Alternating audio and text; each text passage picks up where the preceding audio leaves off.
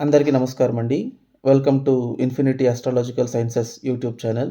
ఈరోజు మనము జాతకంలో పాపగ్రహాలు, అలాగే వక్రగ్రహాలు అనేది ఒక మనిషి వైవాహిక జీవితాన్ని ఎలా ఇన్‌ఫ్లూయెన్స్ చేస్తుంది, ఎటువంటి మార్పులు తీసుకొస్తుంది, అలాగే వాళ్ళ రిలేషన్‌షిప్‌ని ఎలా ఎఫెక్ట్ చేస్తుంది అనే ఒక విషయం గురించి ఒక ప్రాక్టికల్ ఎగ్జాంపుల్ ద్వారా వివరించుకుందాము. ఫస్ట్ ఆఫ్ ఆల్ మనము ఒక మనిషి యొక్క వైవాహిక జీవితాన్ని కన్సిడర్ చేయాల్సొచ్చేటప్పుడు, మనం తీసుకోవాల్సినటువంటి మేజర్ ఫ్యాక్టర్ ఒక మనిషి జాతకంలో కళత్ర స్థానమైనటువంటి సెవెంత్ హౌస్. సో, మనం జాతకాలు చూసేటప్పుడు ఏంటి అనంటే, కళత్ర స్థానం మీద ఉన్నటువంటి గ్రహ ప్రభావమైనా సరే, లేదా కళత్ర స్థానంలో ఉన్నటువంటి గ్రహాలైనా సరే, మన మ్యారిటల్ లైఫ్‌ని ఎలా ఇన్‌ఫ్లూయెన్స్ చేస్తుంది అనే ఒక కన్క్లూషన్‌కి వెళ్ళిపోతాం. సో, ఇలా వెళ్ళేటప్పుడు ఏంటి అనంటే, మనకు జాతకంలో సెవెంత్ హౌస్ ఖాళీగా ఉండేటప్పుడు పెద్ద ప్రాబ్లమ్ లేదండి. ఎందుకంటే సెవెంత్ హౌస్ కనుక ఖాళీగా ఉందనుకోండి, సెవెంత్ హౌస్ యొక్క బిహేవియర్ అనేది సెవెంత్ లార్డ్ యొక్క కండిషన్ మీద ఆధారపడుతుంది. సో, సెవెంత్ లార్డ్ గనక మనకు జాతకంలో కంఫర్టబుల్‌గా ప్లేస్ అయ్యుంటే, దాన్ని మనం పాజిటివ్‌గా, లేదా సెవెంత్ లార్డ్ గనక మనకు అన్‌కంఫర్టబుల్‌గా ఉంటే అది నెగెటివ్‌గా ప్రవర్తించే ఛాన్సెస్ ఉంటుంది. కానీ మెజారిటీ ఆఫ్ ద కేసెస్‌లో ఏం జరుగుతుంది అనంటే, సెవెంత్ హౌస్‌లో మనకు గ్రహాలు ఉంటుంది. సో, ఈ గ్రహాలు ఉండేటప్పుడు ఏంటి అనంటే, ఆ గ్రహాల యొక్క బిహేవియర్ అనేది మనకు పాజిటివ్‌గా వర్తిస్తుందా? లేదంటే నెగెటివ్‌గా వర్తిస్తుందా? అని మనం ప్రెడిక్ట్ చేయడంలో కొంచెం మిస్‌కాలిక్యులేషన్స్‌కి గురవుతాం. ఎందుకనంటే, మనకు శాస్త్రం వివరిచ్చేది ఏంటి అనంటే, సప్తమంలో శుభగ్రహాలు ఉండేటప్పుడు మంచి దాంపత్య జీవితాన్ని ఇస్తుంది. సప్తమంలో పాపగ్రహాలు ఉండేటప్పుడు అది మన దాంపత్య జీవితాన్ని చెడిపేస్తుంది అని ఒక డిక్టమ్స్ లాగా మనం చదువుకుంటాం. ఇక్కడ నేను చెప్పేది పాపగ్రహాలు in the sense not only నైసర్గిక పాపగ్రహాలు కాదండి. ఈవెన్ లగ్నాత్తు అంటే ఫంక్షనల్ మేల్ ఫిక్స్ కూడా మనకు సప్తమంలో ఉంటే మంచిది కాదని చెప్తారు. ఫర్ ఎగ్జాంపుల్ ఇప్పుడు లగ్నానికి దుస్థానాధిపతులు ఎవరు? తృతీయాధిపతి, షష్టమాధిపతి, అష్టమాధిపతి, వ్యయాధిపతి గనక మనకు సెవెంత్‌లో ఉంటే మంచిది కాదు అని చెప్తారు. లేదు కేంద్రాధిపతులు కూడా సెవెంత్‌లో ఉండకూడదు. ఎందుకంటే ఒక కేంద్రాధిపతి ఇంకొక కేంద్రంలో ఉంటే కూడా అది మీకు కేంద్రాధిపతి దోషానికి దారితీస్తుంది కాబట్టి కేంద్రాధిపతులు కూడా సెవెంత్‌లో ఉంటే మంచి చేయరని చెప్తారు. అలాగే ఇప్పుడు న్యాచురల్ మేల్ ఫిక్స్ నైసర్గిక పాపగ్రహాలైనటువంటి శనీశ్వరుడు, కుజుడు, సూర్యుడు, రాహు, కేతువులు కూడా సప్తమంలో ఉంటే అది కలత సుఖాన్ని దెబ్బతీస్తుందని చెప్తారు. అంటే ఇప్పుడు ఫర్ ఎగ్జాంపుల్ మనం సెవెంత్‌లో సూర్యుడు తీసుకున్నామనుకోండి. సో, సెవెంత్‌లో సూర్యుడు ఉండే వాళ్ళకి ఏంటి అనంటే విపరీతమైనటువంటి వాగ్వాదాలు, కుటుంబ జీవితం అనేది ప్రశాంతంగా ఉండకపోవడము, భార్యాభర్తల మధ్య ఇగో బ్యాటిల్స్ అనేది ఎక్కువగా రావడము, ఒకరి అభిప్రాయాన్ని ఇంకొకరు ఏకీభవించకపోవడము, ఇలాంటి సిట్యుయేషన్స్ వస్తుంది అని చదువుకుంటాం. బికాస్ సూర్యుడొచ్చేసి మనకు he is a planet of ego కాబట్టి they will not try to compromise in their relationship. Relationship అన్న తర్వాత అడ్జస్ట్‌మెంట్, కాంప్రమైజ్ అనేది it will play a major factor. So, అలాంటప్పుడు మనకు జాతకంలో సెవెంత్‌లో గనక సూర్యుడున్నారనుకోండి, వేవ్ లెంత్ అనేది పార్ట్నర్‌తో మ్యాచ్ అవ్వకుండా ఉంటుందని చెప్తారు. లేదు సెవెంత్‌లో గనక మనకు సాటర్న్ ఉంటే అసలు పెళ్లి అవ్వడమే డౌటు. ఆహ్, ఈ జీవితంలో పెళ్లి అవ్వడం అనేది చాలా లేట్‌గా అవుతుంది. ఒకవేళ పెళ్లయినా కూడా ఆ పార్ట్నర్‌కి, ఈవిడకి ఉన్నటువంటి ఏజ్ గ్యాప్, నేటివ్‌కి, పార్ట్నర్‌కి ఉన్నటువంటి ఏజ్ గ్యాప్ అనేది చాలా తీవ్రంగా ఉంటుంది. అంటే మరీ ఒక ప్లస్ ఆర్ మైనస్ 6, 7 ఇయర్స్ ఉంటుంది. అలాగే డిఫరెన్స్ ఆఫ్ ఒపీనియన్స్ వస్తుంది. ఆహ్, వాళ్ళకేంటంటే ఈ వైవాహిక జీవితం మీద కొంచెం వైరాగ్యం కలిగే విధంగా ఉంటుంది. అంటే they are not more into relationship kind of thing. అలాగే వాళ్ళకు క్యారెక్టర్ కూడా చెప్పుకునేంత మంచి క్యారెక్టర్ ఉండదు. చాలా తక్కువ ఫినాన్షియల్ స్టేటస్‌లో ఉండేవాళ్ళు లభిస్తారు. ఇలా చెప్తారు. అలాగే వాళ్ళ ఆరోగ్యం కూడా పెద్దగా చెప్పుకునేంత బావుండదు. సో, వాళ్ళకున్నటువంటి బేసిక్ క్వాలిటీస్‌లోనే మనకు ఏదో ఒక ఫ్లాస్ ఉంటుందని చెప్తారు. సెవెంత్‌లో గనక శనీశ్వరుడుంటే. సెవెంత్‌లో గనక కుజుడుంటే ఇంకా చెప్పాల్సిన అవసరమే లేదు. అది డైరెక్ట్‌గా మనకు కుజ దోషానికి దారితీస్తుంది. సో, కుజ దోషం గనక ఉందంటే పెళ్లి చేసుకుంటేనే చనిపోతారు, ఆయుర్గండాలు, మాంగళ్య గండాలు అది ఇది వచ్చేస్తుందని చెప్తారు. అలాగే పెళ్ళైన తర్వాత ప్రశాంతతకి అస్సలు అక్కడ మాట్లాడుకోవడానికి కూడా కొంచెం కూడా గ్యాప్ ఉండదు. భార్యాభర్తల మధ్య ఎప్పుడు గొడవలు, కలహాలు, which will lead to physical and domestic violence ఇలాంటివన్నీ చెప్తూ ఉంటారు కదా! సో, రాహుకేతువులుంటే డైరెక్ట్‌గా మనకది కళత్ర దోషానికి కూడా దారితీసేస్తుంది. సర్పదోషము, నాగదోషము అన్ని దోషాలు మనకు శాస్త్రం వివరిస్తుంది. ఏంటి సప్తమంలో రాహు ఉన్నా పర్లేదు గానీ, సప్తమంలో కేతు ఉంటే అసలు వాళ్ళకి పెళ్ళే కాదు, సన్యాసులైపోతారు, వైవాహిక జీవితం ఉండదని చెప్పేస్తారు. అంటే ఇప్పుడు సప్తమంలో కేతు ఉన్నంత మాత్రాన వాళ్ళందరికీ పెళ్లి కాకుండా అయిపోయిందా? లేదంటే సప్తమంలో కుజుండే వాళ్ళందరూ నిరంతరం గొడవ పడుతూ ఉన్నారా అని చూసుకుంటే అలా ఏమీ కాదు. అంటే జ్యోతిష్యం మనం చూసేటప్పుడేంటంటే ఉన్న రూల్స్‌ని కాపీ, కట్ అండ్ పేస్ట్ లాగా మనం అక్కడ ఫార్ములేట్ చేయలేము. బికాస్ ఇప్పుడు అలాగే జరిగేటట్టుంటే మనకు జస్ట్ మనం ఒక ప్రోగ్రామ్ క్రియేట్ చేసేసి సాఫ్ట్‌వేర్ ఇచ్చే ప్రిడిక్షన్సే మనకని సూట్ అవ్వాలి కదా! అంటే శాస్త్రం మనకు ఈ గ్రహం ఇక్కడ ఉంటే ఇలా జరగాలని చెప్పి ఉంటే అలాగే జరగాలి మనకు. కాకపోతే ఏంటి అనంటే మనకు బేసిక్ ఆహ్, జ్యోతిష్య శాస్త్రం ఏన్ని డిఫైన్ చేస్తుంది అనంటే సప్తమాధిపతి ఆహ్, మంచిగా ఉంటే మనకు వైవాహిక జీవితం కూడా కంఫర్టబుల్‌గా ఉంటుందని చెప్తారు. ఇక్కడ మంచిగా ఉంటే అంటే మీనింగ్ ఏంటి అనంటే, మనం దాన్నేం తీసుకుంటాము సప్తమాధిపతి బలంగా ఉంటే మంచిదని అనుకుంటాం.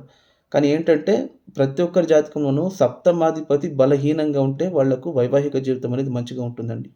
అంటే సప్తమ స్థానంలో శుభగ్రహాలు ఉన్నటువంటి ఎందరో జాతకులకి వైవాహిక జీవితం తెగిపోవడం గాని, లేదా డివోర్సెస్ అయిపోవడం గాని ఎంతోమందికి జరిగింది. సప్తమంలో పాపగ్రహాలు ఉండి, సప్తమాధిపతి బలహీనంగా ఉండి కూడా వాళ్ళకు సంసారం అనేది ఒక 50 ఏళ్ళు, 60 ఏళ్ళు చేసిన వాళ్ళు కూడా ఉన్నారు.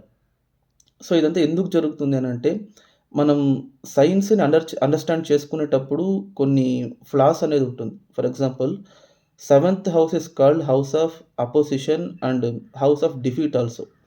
మనకది కేంద్రం అని చెప్తారు గానీ, సెవెంత్ హౌస్‌కొచ్చేసి అక్కడ న్యాచురల్‌గా పాపకర్తరి యోగంలో అది ఇన్వాల్వ్ అయ్యి ఉంటుంది. న్యాచురల్ జోడియాక్‌లోనే మనకు సెవెంత్ హౌస్ అనేది సిక్స్త్ హౌసు, ఎయిత్ హౌస్ మధ్యలో ఉంది. అంటే సెవెంత్ హౌస్‌కి ఇరువైపులా దుస్థానాలున్నాయి కాబట్టి ఆటోమేటిక్‌గా అది పాపకర్తరి యోగంలో ఇన్వాల్వ్ అయ్యి ఉంది. సో, ఆ స్థానంలో ఉన్నటువంటి గ్రహాల యొక్క బిహేవియర్ అనేది చాలా పెక్యూలియర్‌గా ఉంటుంది మనకు. అంటే ఆ స్థానంలో ఏదైనా ఒక గ్రహం ఉంటే ఆటోమేటిక్‌గా అది పాపత్వం పొందుతుంది. ఇంకా సిక్స్త్ హౌస్, ఎయిత్ హౌస్‌లో ఉండే గ్రహాల కంటే సెవెంత్ హౌస్‌లో ఉన్నటువంటి గ్రహాలొచ్చేసి మనకు వాటి యొక్క బిహేవియర్‌ని గణించడం అనేది కొంచెం పెక్యులర్‌గా ఉంటుంది మనకు. బికాస్ అది ఇచ్చే రిజల్ట్ అనేది మనకు బలపడేటప్పుడు ఒక మనిషి యొక్క జీవితాన్ని నెగెటివ్ ట్రెండ్ వైపు తీసుకెళ్ళే అవకాశం ఎక్కువుంటుంది. ఫర్ ఎగ్జాంపుల్ ఇప్పుడు సింహానికి సప్తమంలో శనీశ్వరుడు ఉన్నారనుకోండి. లేదా మా కర్కాటకానికి సప్తమంలో శనీశ్వరుడు ఉన్నారనుకోండి. మాక్సిమం వాళ్ళకు వివాహం అవ్వడమే చాలా లేట్ అయిపోతుంది. ఒకవేళ వివాహం అయినా కూడా వాళ్ళకు దాంపత్య సుఖం అనేది చెప్పుకునే రేంజ్‌లో ఉండదు. Until unless the other partner has a very good horoscope regarding marital life. అలాగే ఇప్పుడు ఫర్ ఎగ్జాంపుల్ 'జయలలిత' గారి జాతకం తీసుకోండి. మిథున లగ్నంలో జన్మించారావిడ. సప్తమాధిపతి గురువు. గురువు సప్తమంలోనే ఉన్నారావిడకు. ధనుస్సు రాశిలోనే గురువున్నారు. ఫస్ట్ ఆఫ్ ఆల్ ఆవిడకు వివాహం అనేది జరగలేదు. అదే దుస్వభావ లగ్నాలకి ఏది తీసుకున్నా కూడా సప్తమ స్థానం బాధక స్థానం అవుతుంది. సప్తమాధిపతి బాధకాధిపతి అవుతారు. సో, వీళ్ళకు బాధకాధిపతి ఎంత బలపడితే అంతకంత వాళ్ళకు వైవాహిక జీవితంలో ఒడిదుడుకులు కూడా ఎక్కువవుతుంది.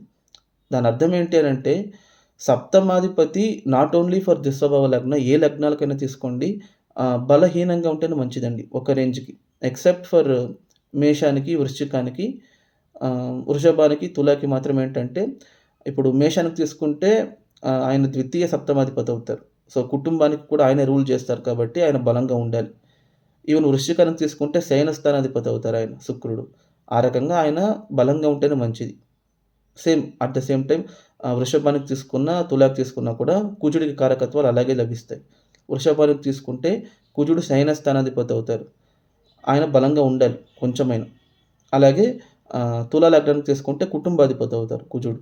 సో, ఆయన బలంగా ఉండాలి. అప్పుడు మనకేంటి అనంటే ఈ సప్తమాధిపతి కొంచెం బలహీనంగా ఉంటేనే మనకు ఈ వైవాహిక జీవితం అనేది కొంచెం సాఫీగా సాగుతుందండి. ఇది ఎందుకు చెప్తున్నాననంటే జాతకాలు మెయిన్ రీజన్ చూసేదొచ్చేసి పెళ్లి కంపాటబిలిటీ చేసేటప్పుడు సప్తమంలో గాని, అష్టమంలో గాని పాపగ్రహాలు ఉన్నంత మాత్రాన ఈ సంబంధం వద్దు అని ఎంతోమంది సంబంధాలు దూరం చేసేసుకుంటారు. సో, రియల్‌గా అలా జరుగుతుందా రియల్ టైమ్‌లో అంటే అలా ఏం కాదు. సప్తమంలో గురువుంటే చాలా మంచి క్యారెక్టర్ ఉండే అబ్బాయి లభిస్తారు. క్యారెక్టర్ ఉండే అమ్మాయి లభిస్తారు. సప్తమంలో చంద్రుడు ఉంటే చాలా సుఖంగా ఉంటుంది వాళ్ళ యొక్క వైవాహిక జీవితము. సౌమ్యంగా ఉంటుంది. చాలా పీస్‌ఫుల్‌గా ఉంటుందని చెప్తారు. అలా ఏం లేదండి. సప్తమంలో చంద్రుడు ఉన్నా కూడా, సప్తమంలో గురువు ఉన్నా కూడా ఇందాక చెప్పాను కదా! జయలలిత గారికి సప్తమంలో గురువు ధనుస్సు రాశిలో మూల త్రికోణంలోనే ఉన్నారు. ఎందుకు ఆవిడకి మరి వివాహం జరగలేదు? అంటే శాస్త్రం కూడా ఏం చెప్తుంది అనంటే కొన్ని కొన్ని శ్లోకాల్లో ఇలా చెప్తుంది. సప్తమంలో గురువు ఉంటే ప్రెగ్నెంట్ వుమన్ మనకు భార్యగా లభిస్తారని చెప్తుంది. అంటే వాళ్ళ క్యారెక్టర్ అనేది అంత బావుండదని కూడా చెప్తుంది కొన్ని కొన్ని శాస్త్రాల్లో. అంటే ఒక శ్లోకానికి కాంట్రాడిక్టరీగా ఇంకొక శ్లోకం అనేది వేరే చాప్టర్‌లో ఉంటుంది. మనం దాన్ని గమనించం. మనం ఏం చేస్తాము అనంటే డైరెక్ట్‌గా ఫస్ట్ శ్లోకాన్ని తీసుకెళ్ళి దాన్ని కాపీ పేస్ట్ చేసుకొని చూసేసుకుంటాం. అది తప్పు. ఓకేనా? సో, ఇది ఒక మనిషి జీవితంలో ప్రాక్టికల్‌గా ఎలా వ్యవహరిస్తుందని నేనిప్పుడు ఒక ఎగ్జాంపుల్ ద్వారా మీకు వివరిస్తాను. సో, మీరు గనక స్క్రీన్‌ని గమనించినట్టయితే మీకు జాతకం కనబడుతుంది చూడండి. మీరు గనక గమనిస్తే ఇది ఒక ఆడవారి జాతకం అండి. ఈవిడ జాతకాన్ని చూడండి మీరు. ఈవిడ జన్మించింది మీన లగ్నంలో జన్మించారు. వృషభ లగ్నంలో జన్మించారు. గ్రహస్థితిని గనక గమనించినట్టయితే ద్వితీయ స్థానంలో కుజుడు, సూర్యుడు ఉన్నారు. తృతీయంలో శుక్రుడు, బుధుడు ఉన్నారు. పంచమంలో రాహువు, చంద్రుడు ఉన్నారు. సప్తమంలో గురువు, శని ఉన్నారు. ఏకాదశంలో కేతు ఉన్నారు. ఇప్పుడు ఒక మనిషి యొక్క మ్యారిటల్ లైఫ్‌ని డిసైడ్ చేసేది నాట్ ఓన్లీ సెవెంత్ హౌస్. ఒక కుటుంబ జీవితం అంటేనే మనకు లగ్నం తీసుకోవాలి మనం ఇంపార్టెంట్‌గా. కుటుంబ స్థానాన్ని తీసుకోవాలి. సంతాన స్థానాన్ని తీసుకోవాలి. కళత్ర స్థానము, మాంగళ్య స్థానము, శయన స్థానాన్ని తీసుకోవాలి. అంటే these 6 houses will play very predominant role in one's family life.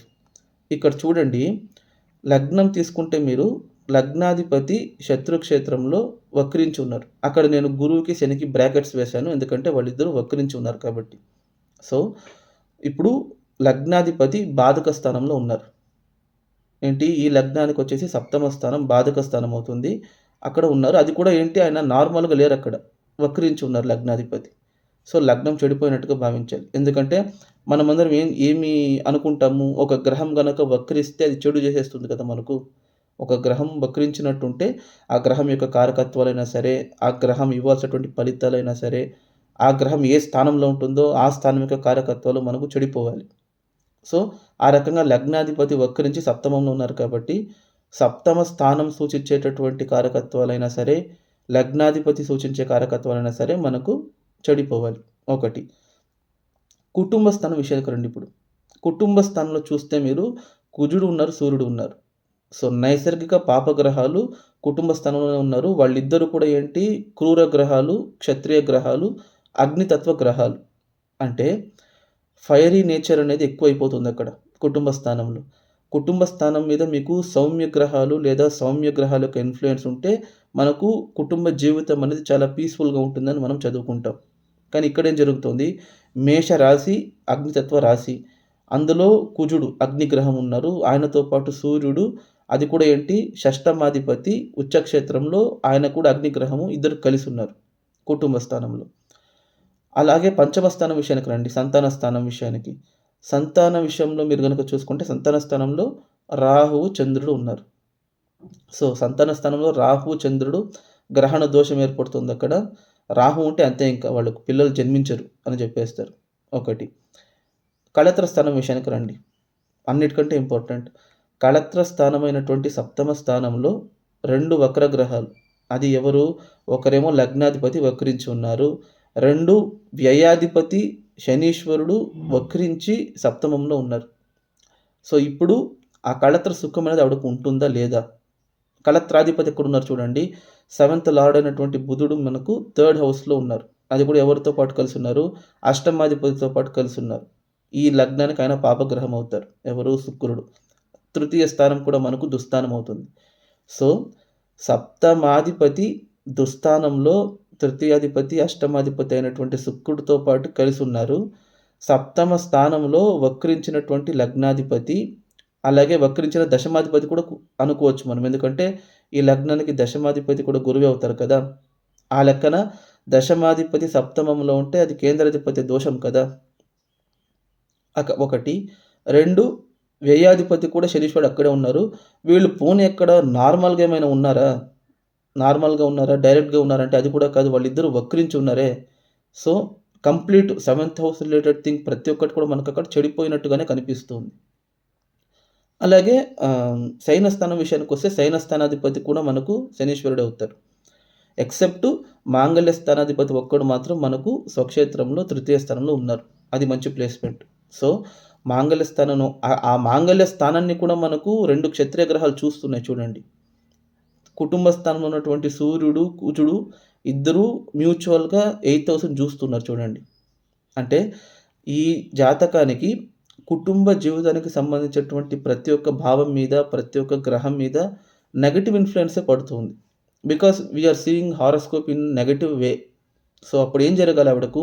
కుటుంబం అనేది ఏర్పడకూడదు. ఇప్పుడు కుటుంబ స్థానంలో సూర్యుడు, కుజుడు గనక ఉంటే కుటుంబ కలహాలు విపరీతంగా ఉండాలి. వాళ్ళ మాట తీరు సరిగ్గా ఉండదు. వాళ్ళ ఫ్యామిలీలో విపరీతమైనటువంటి టెన్షన్స్, స్ట్రెసెస్ ఆహ్, మెంటల్ టర్మాయిల్ అనేది విపరీతంగా ఉండాలి. ఎందుకంటే క్రూర గ్రహాలు మీకు ఎప్పుడైతే కుటుంబ స్థానాన్ని ఎఫెక్ట్ చేస్తుందో, అప్పుడు మెంటల్ పీస్ అనేది ఆ ఫ్యామిలీ లైఫ్‌లో ఉండకూడదు. ఆ రకంగా ఇక్కడ ఈవిడకు అలా జరిగిందా అనంటే, ఈవిడకి అస్సలు అలా జరగలేదండి. ఈవిడ జన్మించిందొచ్చేసి 1981లో జన్మించారు. కరెక్ట్‌గా ఈవిడకు శుక్ర దశ ఎప్పుడు స్టార్ట్ ఈవిడ పుట్టిందొచ్చేసి బుధ దశలో జన్మించారు. అంటే బ్యాలెన్స్ ఒక 4 సంవత్సరాలు ఉండేటప్పుడు జన్మించారు బుధ దశలో. తర్వాత కేతు దశ వచ్చింది ఆవిడకు. సో, బుధుడు ఒక 4 సంవత్సరాలు, తర్వాత కేతు దశ ఒక 7 సంవత్సరాలు అనుకోండి. కేతు దశ అయ్యేటప్పటికి ఆవిడకి ఏజ్ 11 ఇయర్స్. తర్వాత శుక్రదశ వచ్చింది ఆవిడకు. సో, శుక్రదశ 11 ఇయర్స్ నుంచి 31 ఇయర్స్ వరకు ఉంది ఈవిడకు. కరెక్ట్‌గా 1992కి ఈవిడకు శుక్రదశ స్టార్ట్ అయింది. ఆవిడకు పెళ్లి అనేది 2003లో జరుగుతోంది. 2003 అంటే అప్పటికి ఆవిడకి ఏజ్ ఎంత? 22 ఏళ్ళండి. 22 ఇయర్స్. అంటే ఎంత ఎర్లీ మ్యారేజో చూడండి. జనరల్‌గా మనకేం చెప్తారు, సప్తమంలో గనక శనీశ్వరుడు ఉంటే మినిమమ్ ఆడవాళ్ళకైతే ఒక 32 ఏళ్ళు అయిపోతుంది. మగవాళ్ళకైతే 35, 36 ఏళ్ళు కూడా అయిపోతుందని చెప్తారు. ఏంటి లేట్ మ్యారేజ్ అయిపోతుందని చెప్తారు. మ్యారేజ్ అయ్యే డేటు లేకపోతే ఆ మ్యారేజ్‌లో ఉన్నటువంటి ఏజ్ గ్యాప్ పార్ట్నర్‌కి, ఈవిడకి ఉన్నటువంటి ఏజ్ గ్యాప్ కూడా విపరీతంగా ఉంటుందని చెప్తారు కదా! ఇక్కడ చూసుకుంటే పార్ట్నర్‌కి ఈవిడకు ఉన్నటువంటి ఏజ్ గ్యాపు 5 ఇయర్స్ ఉంది. అంటే ఓకే. అది ఏజ్ గ్యాప్ పరంగా కరెక్ట్‌గా వస్తుందనుకోండి. అది ఆ కాలంలో అయితే కొంచెం తీవ్రమైనటువంటి ఏజ్ గ్యాపే. నేనది కాదనట్లేదు గానీ, బట్ జనరల్ డిక్టమ్ మనకు సెవెంత్‌లో గనక సాటర్న్ గనక ఉంటే పెళ్లి లేట్ అయిపోవాలి కదా! కానీ ఇక్కడ ఎందుకలా జరగట్లేదు అని గనక మనం చూసుకుంటే, శనీశ్వరుడు అక్కడ నార్మల్‌గా ఉండుంటే ఈవిడకు పెళ్లి లేట్ అయ్యి ఉంటదండి. కానీ ఏదైనా ఒక గ్రహం వక్రించినప్పుడు వాటి యొక్క రిజల్ట్స్ అయినా సరే, వాటి యొక్క బిహేవియర్ అయినా సరే మనకు అబ్‌నార్మల్‌గా ఇస్తుంది. అంటే అన్‌ప్రెడిక్టబుల్ వేలో రివర్స్‌లో ఇచ్చేస్తుంది మనకు. అలాగే మనం చదువుకుంటాం కదా! ఇప్పుడు ఒక గ్రహం మనకు ఉచ్చబడి వక్రిస్తే నీచంగా దాన్ని గుర్తించాలి. ఒక గ్రహం నీచబడి వక్రిస్తే దాన్ని ఉచ్చంగా గుర్తించాలి. ఒక గ్రహం మిత్రక్షేత్రంలో వక్రిస్తే శత్రుక్షేత్రంలో ఉన్నట్టు భావించాలి. ఒక గ్రహం శత్రుక్షేత్రం నుండి వక్రిస్తే మిత్రక్షేత్రంలో ఉన్నట్టు భావించాలి. ఇలా చదువుకోవచ్చు మనం. ఉత్తర కళామృతం చదువుకుంటే అందులో ఫస్ట్ శ్లోకమే ఉంటుంది మనకు. ఏంటి ఒక గ్రహం గనక వక్రిస్తే దాని యొక్క బిహేవియర్ మనకు రివర్స్‌లో యాక్ట్ అవుతుందనేసి. మనం ఇక్కడ చేసే తప్పేంటి అనంటే వక్రాన్ని మనం గుర్తించకపోవడం. వక్రం అనేది మనం మేజర్ ఫ్యాక్టర్ కింద తీసుకోం. ఆ వక్రం అంటేనే ఒకటే, వక్రం లేకపోతేనే ఒకటే అని చెప్పేస్తారు. అలా కాదు. వక్రం అనేది it has a power to change completely the behaviour of a planet. మీకు అత్యంత చెడు చేయాల్సినటువంటి ఒక గ్రహం వక్రించి ఆ దశ వచ్చిందనుకోండి మీకు, అమోఘంగా జరుగుతుంది మీకు. అదే ఒక మంచి గ్రహము మీకు అంటే చాలా శుభగ్రహం అనుకోండి. ఫర్ ఎగ్జాంపుల్ యోగకారకుడు అనుకోండి. లేదా లగ్నాధిపతి అనుకోండి. చాలా మంచిగా పొజిట్ అయినారు ఒక కేంద్రంలో, ఒక త్రికోణంలో లేదా ఉచ్చక్షేత్రంలో ఉన్నారు. ఆయన వక్రించి మీకు దశ జరుగుతుందనుకోండి. Then it is completely opposite మనకు. సో, ఇక్కడ అదే శనీశ్వరుడు ఆవిడకు వక్రించున్నారు కాబట్టి లేట్‌గా మ్యారేజ్ ఇవ్వాల్సినటువంటి ఆయన తొందరగా చేస్తున్నారు ఆవిడకు. 22 ఏళ్ళంటే ఇట్ ఈస్ వెరీ ఎర్లీ. అలాగే ఆయనతో పాటు గురువున్నారు. కేంద్రాధిపత్య దోషమైనా సరే, లేదా శత్రుక్షేత్రంలో ఉన్నారు కదా! ఇప్పుడాయన. వక్రించుండేటప్పుడు ఏం జరుగుతుందంటే, మిత్రక్షేత్రంలో ఇవ్వాల్సిన ఫలితాలు ఇస్తారు. కేంద్రాధిపత్య దోషం అనేది వక్రించినందువల్ల అది తొలగిపోతుంది ఆయనకు. ఇంకా మంచి చేస్తారాయన. సో, లగ్నాధిపతే సెవెంత్‌లో ఉన్నారు కాబట్టి, ఈవిడ యొక్క ఐడెంటిటీ అనేది, ఈవిడ యొక్క లైఫ్‌లో ప్రాస్పెరిటీ అనేది it can be said as after marriage. Before marriage, after marriage అని చెప్పుకోవచ్చు ఆవిడ లైఫ్ అనేది. ఇప్పుడు కరెంట్‌లీ 2024లో ఉన్నాం మనం. అంటే పెళ్లయింది ఆవిడకు 2023లో. అంటే ఆల్మోస్ట్ 20 ఇయర్స్ అయింది ఆవిడకి పెళ్ళై. 20 ఏళ్లయినా కూడా ఆవిడకు ఇప్పటి వరకు మ్యారేజ్‌లో ఇష్యూ రాలేదు. గొడవలు రాలేదు. మ్యారిటల్ లైఫ్‌లో తగాదాలు గానీ, హస్బెండ్ వల్ల ప్రాబ్లమ్స్ గానీ, రిలేషన్‌షిప్‌లో తగాదాలు గానీ ఎటువంటివి రాలేదు. ఎందుకు అనంటే తృతీయ స్థానాధిపతి ఈ లగ్నానికి పాపగ్రహమైనటువంటి శుక్రుడితో పాటు కలిసే ఉన్నారాయన. దుస్థానంలో ఉన్నారు. నేను ఇందాక చెప్పినట్టు జాతకంలో సప్తమాధిపతి మనకెప్పుడైనా సరే చెడిపోతే మంచిదండి. అంటే జనరల్‌గా చెప్తున్నాను. పవర్‌ఫుల్‌గా ఉండడం కంటే కొంచెం వీక్‌గా ఉండడమే మంచిది. మనం చదువుకునేటప్పుడు ఏం చదువుకుంటామంటే సప్తమాధిపతి బలంగా ఉంటే మంచిదని చెప్తారు. కానీ సప్తమంలో సప్తమాధిపతి ఉండేవాళ్ళు ఎంతో మందికి డివోర్సెస్ అయ్యాయి. సప్తమాధిపతి ఉచ్చ క్షేత్రంలో ఉండేవాళ్ళకి ఎంతోమంది పెళ్లి కాలేదు. సప్తమాధిపతి బలంగా ఉండేవాళ్ళకి ఎంతోమందికి 3 పెళ్ళిళ్ళు, 4 పెళ్ళిళ్ళు కూడా అయ్యాయి. అంటే సప్తమాధిపతి నీచబడిపోతే పెళ్ళిళ్ళు డిస్టర్బ్ అవ్వలేదా? లేకపోతే వాళ్ళ మ్యారిటల్ లైఫ్ ప్రాబ్లమ్ రాలేదా అని మీరు అడిగితే ఆఫ్‌కోర్స్ వచ్చాయండి. కానీ there are various factors to be considered. Just because సప్తమాధిపతి ఒక్కడు బలంగా ఉంటే వైవాహిక జీవితం బావుంటుందని అనుకోవడం తప్పు. ఈ లగ్నాని కేసులో సప్తమాధిపతి బాధకాధిపతి అవుతారు కాబట్టి ఆయన ఎంత బలహీనంగా ఉంటే మనకంత మంచిది. అలాగే బాధక స్థానంలో కూడా మీకు ఎంతకంత శుభత్వం పొందితే అంత మంచిది. అంటే లైఫ్‌లో కూడా బాధలనేవి అంత తక్కువగా ఉంటాయని మనం అనుకోవచ్చు. ఆ రకంగా ఈవిడకు శుక్ర దశలో పెళ్ళైంది. ఇప్పుడు జనరల్‌గా మనం ఏం జెప్తాము జాతకాలు చూసేటప్పుడు, మీన లగ్నానికి శుక్ర దశ ఎలా ఉండాలి? మీన లగ్నానికి శుక్రుడు తృతీయాధిపతి, అష్టమాధిపతి అవుతారు కదా! 2 దుస్థానాలకు అధిపతి అవుతారు. ఇప్పుడు ఆయనొచ్చేసి ఈవిడకి ఎటువంటి ఫలితాలివ్వాలి? అది శుక్ర దశ అంటే ఏంటి? 1 సంవత్సరమో, 6 సంవత్సరాలో, 10 సంవత్సరాలో కాదు. 20 ఇయర్స్ ఉంటుంది. అది కూడా ఏ ఏజ్‌లో వస్తుంది కరెక్ట్‌గా ఆవిడకు పెళ్ళయ్యే ఏజ్‌లో వస్తుంది కరెక్ట్‌గా. అంటే 11 ఇయర్స్‌కొస్తుందనుకోండి. 11 ఇయర్స్ నుంచి 31 ఇయర్స్ అంటే ఆవిడ ఫ్యామిలీని సెట్ చేసుకొని సెటిల్ అయ్యే ఏజ్ అది. ఆవిడ హైయర్ ఎడ్యుకేషన్ అయినా సరే, ఆవిడ ఫ్యామిలీ లైఫ్ అయినా సరే, ఈ ఏజ్ లిమిట్‌లో జరిగిపోవాలి. సో, కరెక్ట్‌గా ఈ ఏజ్ లిమిట్‌లో ఆవిడకు శుక్రదశ ఒస్తుంది. అప్పుడు శుక్రుడు ఈవిడకు చెడు చేసేసారా అని గనక తీసుకుంటే, కరెక్ట్‌గా ఆవిడకు 1992లో శుక్రదశ స్టార్ట్ అయింది. ఆవిడ మంచిగా చదువుకున్నారు. కరెక్ట్‌గా పెళ్లి 2003లో అవుతుంది. అంటే శుక్రదశ స్టార్ట్ అయిన 11 ఇయర్స్‌కే పెళ్లవుతుంది ఆవిడకు. శుక్రదశలోనే ఆవిడకు ఇద్దరు పిల్లలు జన్మిస్తూ ఉన్నారు. ఆవిడకు 2005లో ఒక అబ్బాయి, 2008లో ఒక అబ్బాయి జన్మించారు. 2000 ఆహ్, 2004లో 2 అబార్షన్స్ అయ్యాయి ఆవిడకు. ఇప్పుడు సంతాన స్థానం విషయానికొద్దాం మనం. అబార్షన్స్ అవ్వడానికి రీజన్ ఏంటి అనంటే, పంచమ స్థానంలో రాహు ఉన్నారు కాబట్టి. ఓకేనా. అది కూడా పంచమాధిపతితో పాటు కలిసి గ్రహణ దోషంలో ఇన్వాల్వ్ అయినారు కాబట్టి ఆవిడకు అబార్షన్స్ అనేది జరిగింది. కానీ అబార్షన్స్ జరిగినంత మాత్రాన పుత్ర ప్రాప్తి లేకుండా అయిపోలేదండి ఆవిడకు. ఇద్దరు అబ్బాయిలు జన్మించారు. వాళ్ళిద్దరూ మంచిగా చదువుకున్నారు. ఇప్పుడు చాలా మంచి ప్రోగ్రెసివ్‌గా, ప్రాస్పరస్‌గా ఉన్నారు ఆవిడకు. అంటే పిల్లలు రాహు గనక సంతాన స్థానంలో ఉంటే పిల్లలు జన్మించరని కాదు. సంతాన స్థానాధిపతి ఎలా ఉన్నారో చూడండి. స్వక్షేత్రంలో ఉన్నారు. రాహు యొక్క బిహేవియర్ ఏంటంటే ఫస్ట్ పిల్లలు పుట్టేటప్పుడు లైట్‌గా మిస్‌క్యారేజ్ గాని, అబార్షన్ గాని ఇస్తారాయన. But that does not mean it will give you permanent ah, separation from getting children. ఓకేనా? సో, అందువల్ల కుటుంబ స్థానంలో క్రూర గ్రహాలున్నంత మాత్రాన సప్తమ స్థానంలో పాపగ్రహాలున్నంత మాత్రాన, లేకపోతే వక్ర గ్రహాలున్నంత మాత్రాన, సంతాన స్థానంలో రాహు ఉన్నంత మాత్రాన, కుటుంబ జీవితం చెడిపోతుందని మనం అనుకోకూడదండి. ఓకేనా? శుక్ర దశ ఈవిడకి 20 ఏళ్ళు ఎక్సలెంట్‌గా జరిగింది. అంటే ఈ లగ్నానికి శుక్రుడు మోస్ట్ మేల్ఫిక్ ప్లానెట్ అనుకోండి.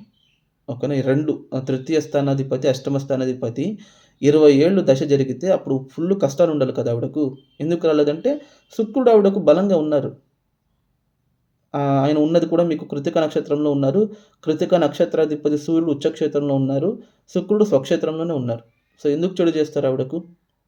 సో, ఆ విపరీత రాజయోగం తాలూకా ఎఫెక్ట్ ఏదైతే ఉందో అది కూడా ఆవిడకి జరిగిందనుకోవాలి మనం.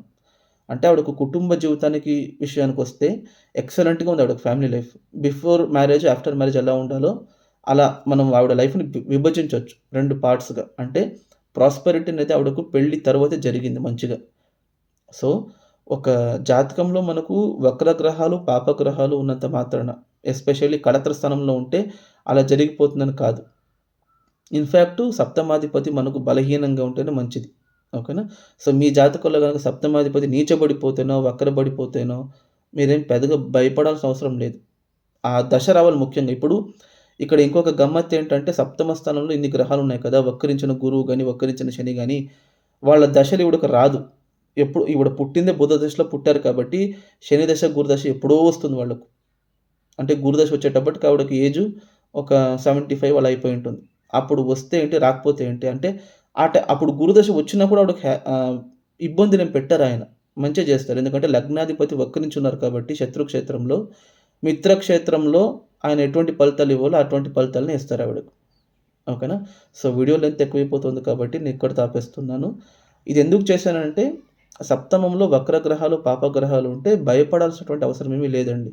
సప్తమాధిపతి కొంచెం బలహీనంగా ఉంటే చాలు. ఓకేనా?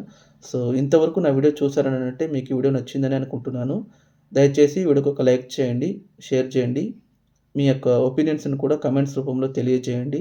అలాగే ఛానెల్‌ని మాత్రం సబ్స్క్రైబ్ చేసుకోవడం మర్చిపోకండి. Thank you.